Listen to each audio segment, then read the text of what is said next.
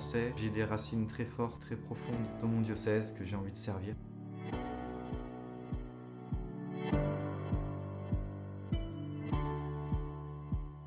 Je suis né à Épinal, dans les Vosges, en 1991. Actuellement, je suis séminariste pour le diocèse. Ça a été assez sinueux. J'ai commencé par faire des métiers de la construction avec du génie civil. Et petit à petit, je suis remonté vers tout ce qui est construction bois et gestion des forêts. Donc j'ai terminé avec un diplôme d'ingénieur des forêts. J'aime beaucoup la musique. Alors je suis pas forcément grand musicien, mais j'aime beaucoup la musique, découvrir. Il m'est arrivé de jouer de la guitare basse et un peu de batterie aussi. C'est un regard qui est exigeant, parfois un peu dur, mais qui est en même temps plein d'espérance et qui apprend de plus en plus à la prendre comme elle est pour cheminer avec cette merveilleuse communauté. Vers la fin de mes études, mon conversion, qui a été assez radicale, ça coïncide avec beaucoup de questions existentielles. Rapidement après ça, j'ai terminé les études. Ça m'a demandé de la patience. Et puis, année de propédeutique à Nancy pour éventuellement aller au séminaire, ce que je pensais pas à l'époque. Je pensais rejoindre des franciscains. Et puis, au bout des 9 mois de la formation, je me suis senti invité à entrer au séminaire.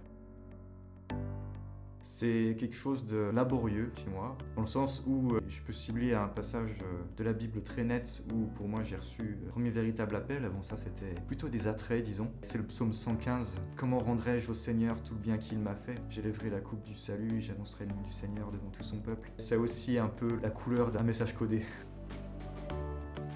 La différence entre prêtre et frère religieux, ça va être la couleur de la vocation, mais quand je dis couleur, je suis pas clair. Ce serait le cœur de la vocation. Quand un prêtre va être prêtre pour un peuple, il va y avoir une façon spécifique d'aimer, on parle de charité pastorale, alors qu'un frère religieux, lui, il va être plutôt fidèle d'abord à une vie véritablement consacrée, dans le sens où il donne toute sa vie d'une manière plus cachée peut-être que le prêtre à la prière et à Dieu. Mais ensuite, il y a un charisme d'un fondateur, et puis surtout des vœux qui sont prononcés par le frère religieux. Vœux de pauvreté, chasteté, d'obéissance.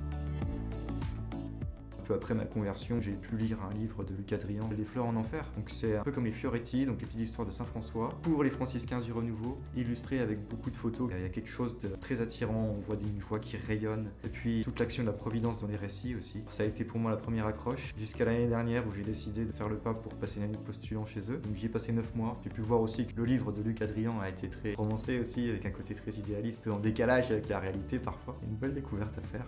Et en même temps, j'étais très heureux de la vie de prière très forte, mais le discernement aussi s'est opéré, et puis les circonstances ont fait que j'ai eu des problèmes de visa, il y a eu le confinement avec le Covid. Dans les charismes franciscains, il y a la vie communautaire, la vie de prière et puis le service des pauvres. Donc les missions, il y avait vivre cette vie de fraternité. Ça passait dans la formation par plein de petites invitations à des gestes concrets. On était en binôme par exemple pour avoir quelqu'un avec qui partager un peu ses difficultés ou relire certains événements. Ensuite, il y avait tout le service des pauvres. Alors là, ça passait par des repas qui pouvaient être servis ou des temps d'accueil qui pouvaient ressembler à des soupes populaires.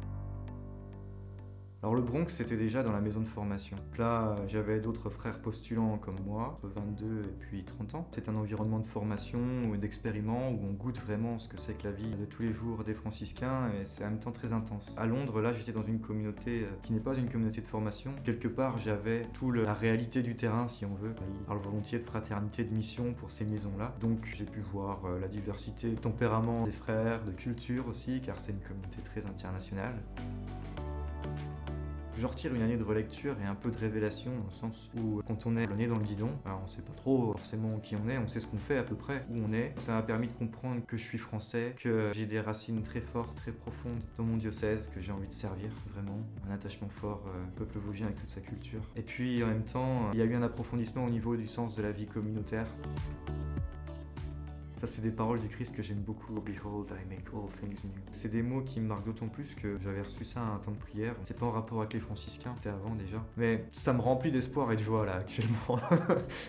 Et puis, c'est vraiment ce que je crois que le Christ veut faire aujourd'hui dans la vie de chacun. C'est vraiment faire en sorte que la création se poursuive encore aujourd'hui d'une manière nouvelle et vraiment insufflée par l'Esprit du Christ.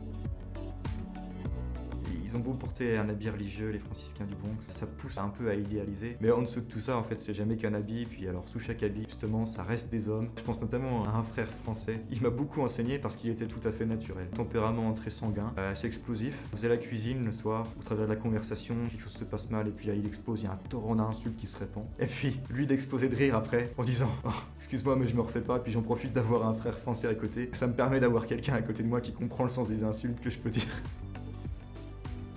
Je l'encouragerais vraiment à suivre cette voie pour avoir peur de se poser les questions. On ne connaît jamais l'issue du chemin. C'est vraiment cette aventure de la vie qui se déploie par ce genre de questions. Finalement, c'est se poser la question comment je vais donner ma vie. On peut être profondément nourri, joyeux, et juste par la rencontre des gens. Et puis cette intériorité qui est particulièrement donnée aussi avec le Seigneur. Donc courage et persévérance.